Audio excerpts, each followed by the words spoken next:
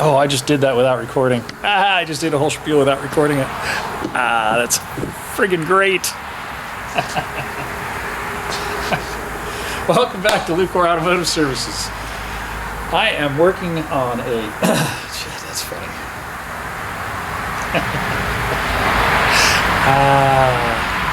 That's funny. All right. Welcome back to Lucore Automotive Services. Today I'm working on a vintage jet ski.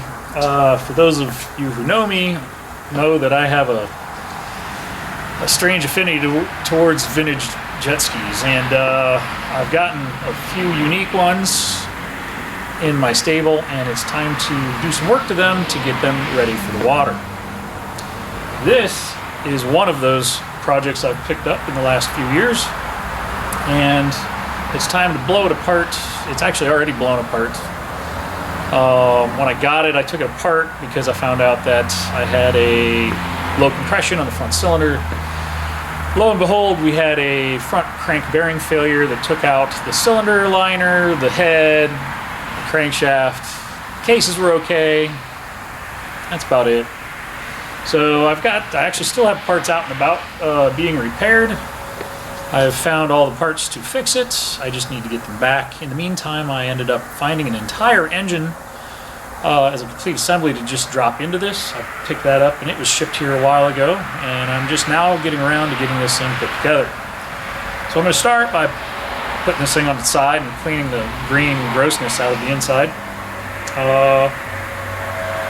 And we'll go from there.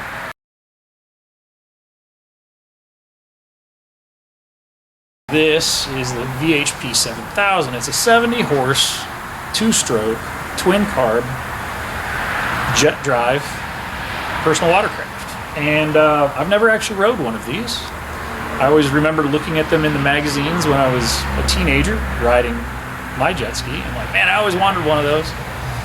So, I don't know, maybe this is my midlife crisis ski. I don't know. Anyway, these are... not the easiest thing to find, but I have found one. Actually, I've found two. And I'm in the process of putting them back together. So we'll get started. This one's going to start by getting flipped on its side and cleaned out, because it's been waiting in jet ski purgatory for the engine to come back. It got some water in it, it turned green, and it's pretty gross inside. So we're going to clean it up, and then we'll reassemble it, put it all back together with the new long block that I have for it, which hopefully is good. It was sold to me as a good running low hours engine, and it appears to be so. So let's get after it, get this thing put together, and then maybe we'll go for a water test. So it's time to take this PJS VHP7000 and get it cleaned up. I actually found a complete replacement engine for it, because the one that came in this had a bad front bearing failure, which took out the crank snout, the front bearing, the front case, and the cylinder head. So I found a complete engine for it. I decided, you know what, I'm going to clean it up. We're going to recover the turf and the pads and put it all back together. Maybe we'll actually get to go for a ride on it. First, I'm going to get the green moldy gook out of the engine bay and get it cleaned up.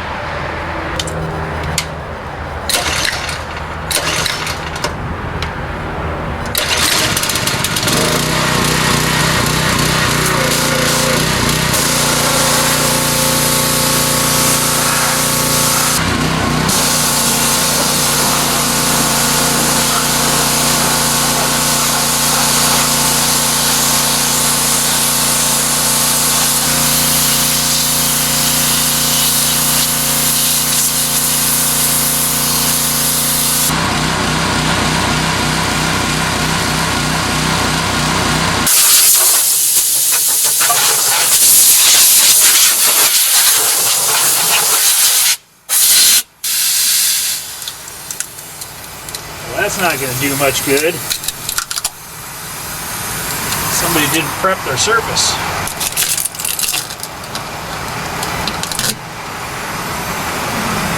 It's got a crack. You saw that before. Actually got a crack there, crack there, crack there. A little bit of a start of a crack there. Got a spot up here that Actually has a punch through right there. And I also noticed this crack here.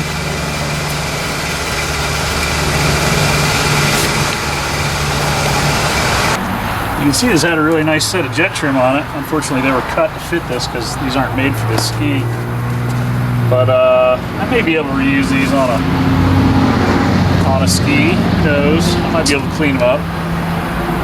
Jet trim makes excellent tray mats for these jet skis.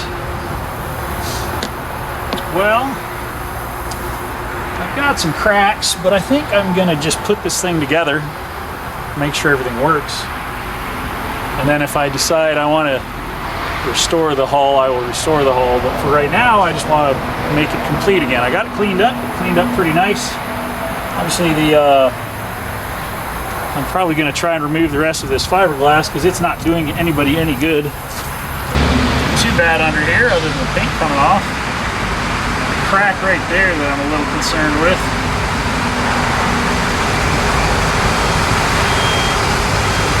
Tell if those are cracks or not.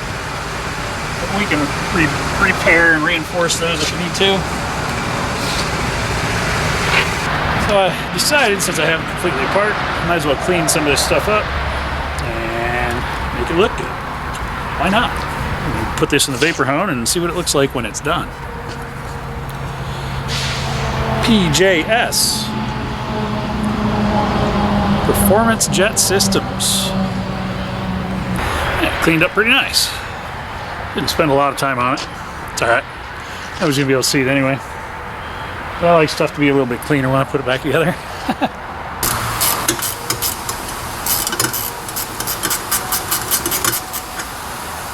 I think these were designed for quick change.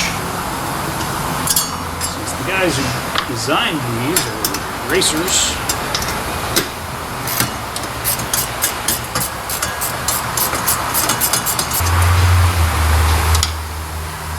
You don't want to run these things without these shields, because if you get water in the hull, it'll wet down your air filters and your engine can't breathe. So what I have is a PJS Viper reed-spaced 78 horsepower twin carb motor.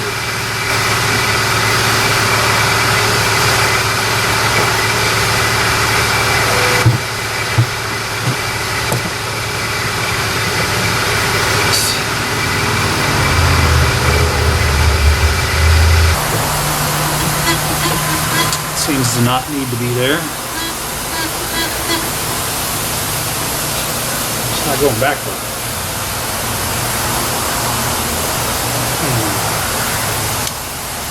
I wonder if it uses a different coupler.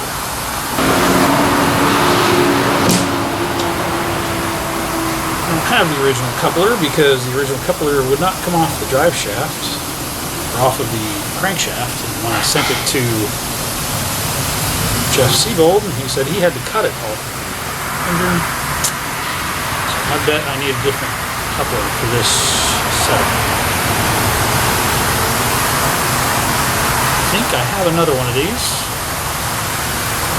Let me go look. So this is an SX driveline coupler. This is a PJS driveline coupler. This engine has a JS driveline coupler on it, which is, I don't know, 1/4 of an inch longer.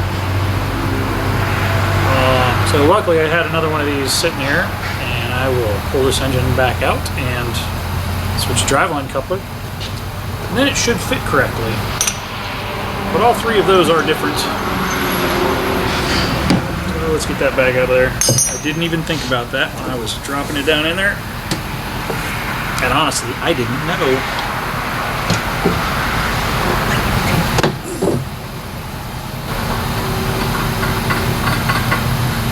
Might work, or it'll destroy it.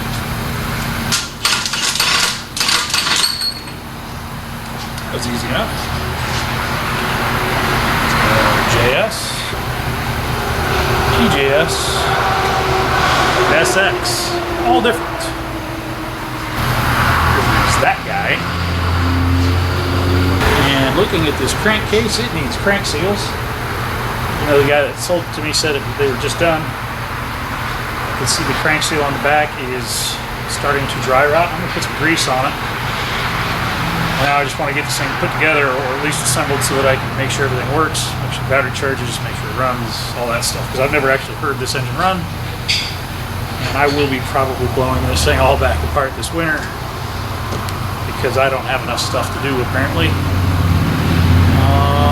Get some grease on that seal. Alright, let's try that again. Bet it fits better now.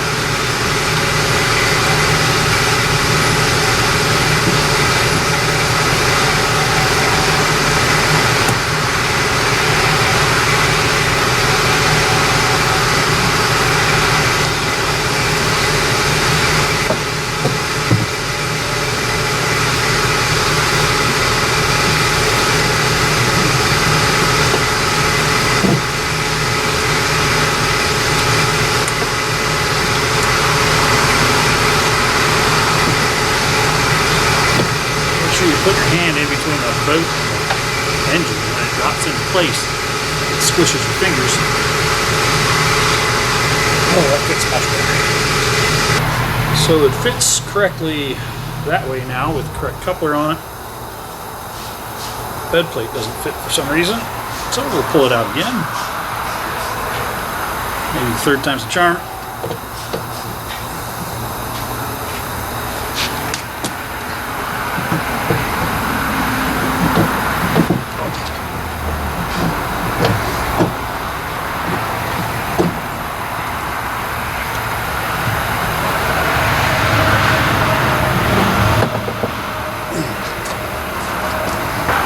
Doesn't appear to be any difference in the motor mounts.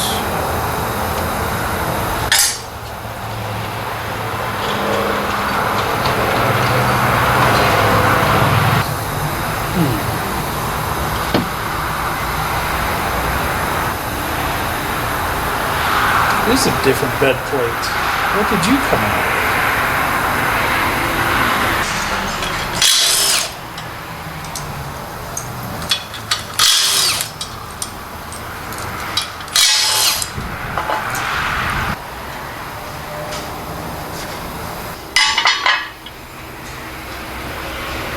They look the same.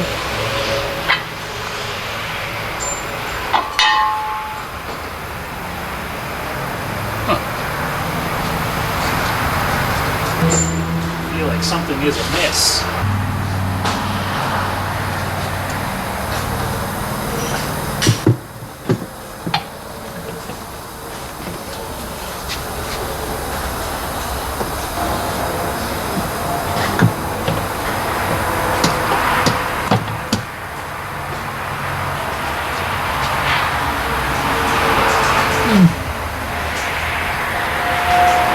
Sounds like a lot of shims required. But I guess it is what it is.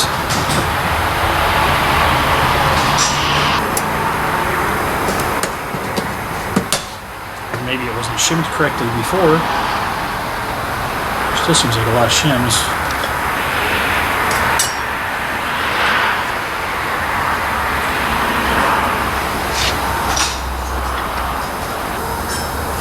Like I could almost put an entire extra base plate under it.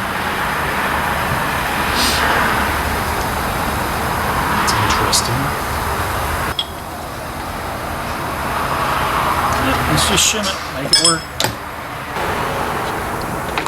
So I got everything installed. Hook up my electronics, which is, with this setup, it's only 4 wires. The inside of this electric box looks mint. This engine was sold to me as being a very low hour unit, and it's kind of looking that way. I'll do a compression test on it here in a minute. I'm going to put some dielectric on that. I just help them go together.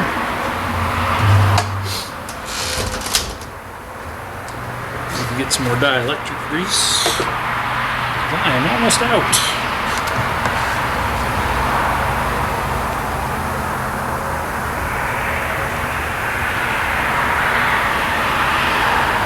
Doesn't take much, but I want to have it in there.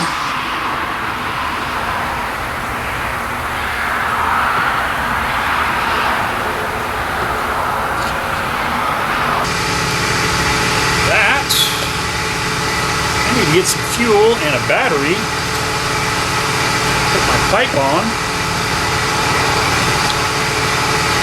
And put some primer line on for my primers.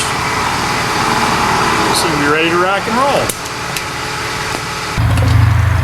I have to take this thing out for a test drive before it gets too cold. I actually have another jet ski to bring in and get ready. It's going to get listed up for sale. It's a Reed Motor 550 with a fresh top end. Should make somebody a pretty good ski. I'm just choosing to focus on some of these more rare ones, I guess you would call it. This Viper VHP7000. Sorry, it's not a Viper. It's a Viper motor. It's called a Viper 7000 engine.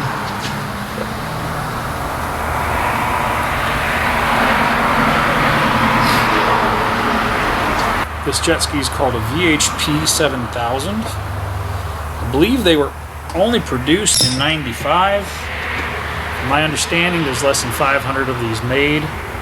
They did come with a Reed spaced engine, so the bores are bigger. Or, well, the bores can be made bigger.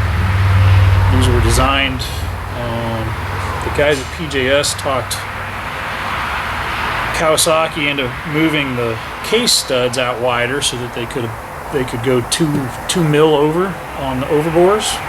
So these have a much sturdier liner in the cylinders, as well as a different spacing on the cylinder head.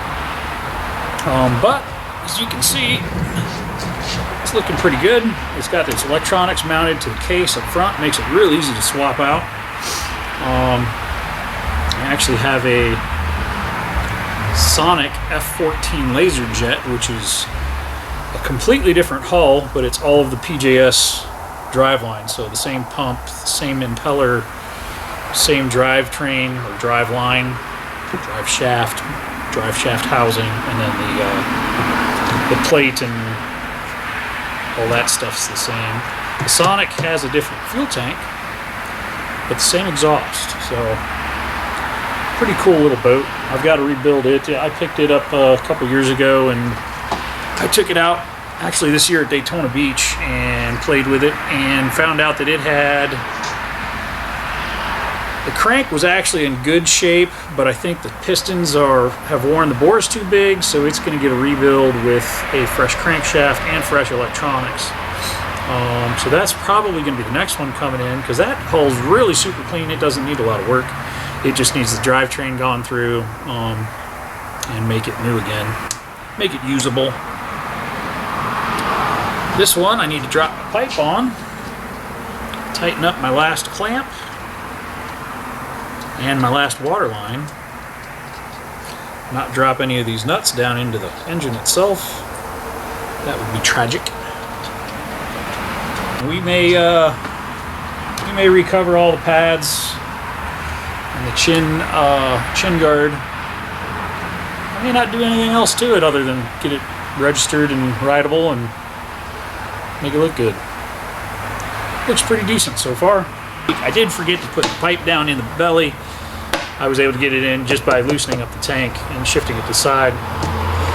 My Lord mount's in, all my water lines are on. So this thing's ready to put some fuel in it and make fire. They'll probably include that. You know, I say this is ridiculous, the amount of money that can go in these things. But if you think about it, how much money do we spend on drag race cars? A lot. And you only enjoy them for very short periods of time, and then you get spared more money on them. Versus this thing, you can spend about the same amount of money, but you're going to have hours and hours and hours and hours of fun playing on water with it. Well, like this is a vintage boat, so like it costs like $2,000 to rebuild this engine. Yeah. Like, and that's everything: crank, pistons, electronics, like everything. And then once it's rebuilt, legitimately you can have 3 to 5 years of usable ride time. So yeah, maybe it is more. stupid money. It depends on if you're out every day. I mean, if you're out every day, you're going to be freshening the top end up every year. Yeah, but how much would it cost to do the same thing in a drag car? A lot. A lot. So I retract my previous statement. Well, It's sickening, but it does. Like I was saying, the guys that are doing like competition freestyle skis, they'll have 25, 30 grand wrapped up in a ski. I don't even know what the full-on race guys with the carbon fiber hulls. I mean, the old Trinity Matrix hulls were amazing. I think they were 8 grand, if I remember right. But I mean, his fit and finish was second to none. I think Commander still makes carbon hulls for racing, and there's a few other people. There's a bunch of people. I mean, Rick Roy. I mean, it's insane the amount of money you can spend on jet skis if you decide to start competing in them. It's a lot of fun, and it's a great community. I'm just kind of sticking to my vintage boats. I like my vintage stuff. So this one is pretty much ready to drop a battery in it, a couple of minor little things, and then we'll move on. We'll see if it keeps water out of the boat. Hopefully here in a couple days. Thanks for coming along for the adventure. I have a single carb engine just like this for a Sonic. I will be putting it together here shortly. I don't know if I'll get that this week or not, but we will see. And I would like to get that ski back together too. That's a neat boat. Completely different hull, but everything mechanically is the same. Well, so far so good. Checking compression, you want to make sure that the tool you're using is the same depth as your spark plug of your item you're testing. So far so good. I have a nice hot spark. I crank. Let's see if we have decent compression.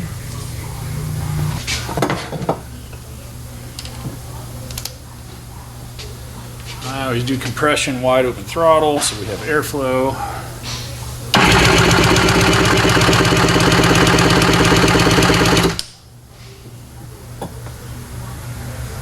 $160. That's solid for a original boat, unmodified. I'll take 160 in both holes. Hopefully they're both the same.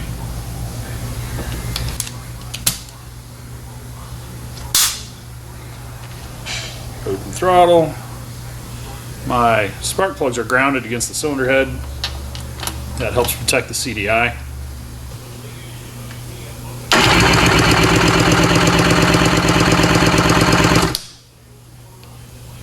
$155 in the back hole, so not horrible. My plugs look like they have good wear. So yeah, I think this thing's good enough to take for a test drive. Shake it down. See if it needs anything else. So I will mix up some fuel and oil. Make sure my battery's fully charged. And then we'll take this thing, put it in the water, and test her out. It's good news. I got a good Viper 7000 motor. And I have all the parts installed. I think we're in good shape. I have one fuel line I need to run from this carburetor to this inlet. And then all my fuel lines will be complete. All right, all right, all right. See if I can dump some more fuel all over the shop.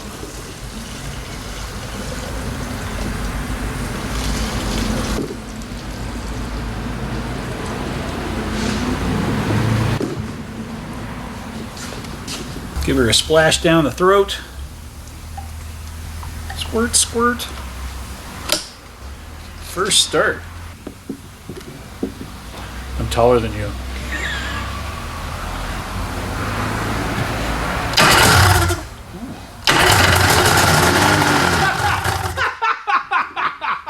Oh, that's awesome.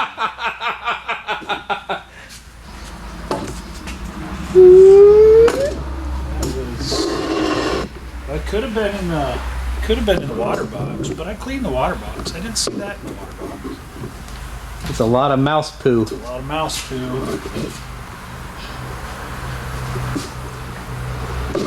Well, let's leave the camera back here.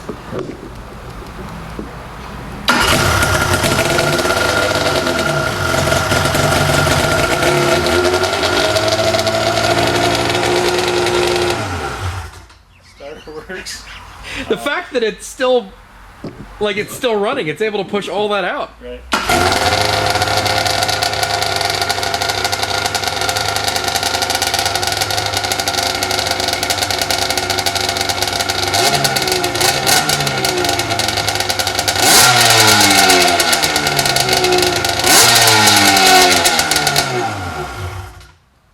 That's promising. I got messed up. So Dave, clean up an aisle 5.